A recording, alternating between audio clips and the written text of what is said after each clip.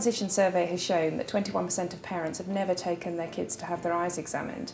And in fact, only 38% have taken their kids to have their eyes examined in the last 2 years. And yet, 92% of parents take their kids to see the dentist in the same period. I think the statistic I found scariest was that up to 1 million children went back to school this September with undiagnosed eye defects.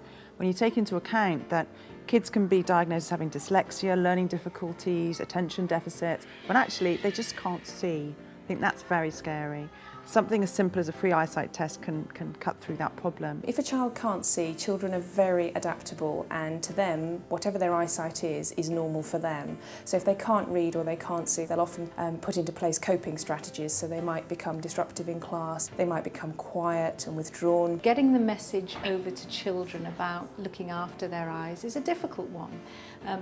The ability to go into schools and to talk to them in an interesting way about why protection from excessive ultraviolet exposure is a good thing is going to be a very exciting campaign. School screening is variable across the country. There is a national screening protocol to test all children at the age of 3 or 4, but that's not put into place in every area. Eye examinations are paid for by the health service for all children under 16 and for young adults in full-time education under 19. So there's absolutely no reason why a family shouldn't seek the advice of an optician and optometrist regarding their child's eyesight.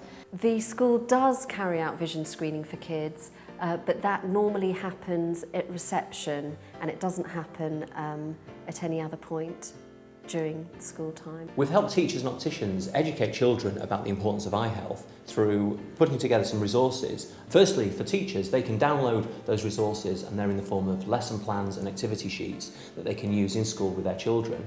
The I Know Eye Care resources have all been designed by Transitions Optical, but in consultation with primary school teachers. Ultraviolet protection is very important, and if children were to visit their optician on a regular basis to make sure that their eyes are healthy as well as check their eyesight, that would be a very good thing. Well, I think a really good way to do it is to build it into the going back to school routine. So this summer, for example, my children had their feet measured, they got their new stationery, they got their new uniform, and we took them to the dentist. But we didn't build in that eyesight test, which I'm going to be doing every year now.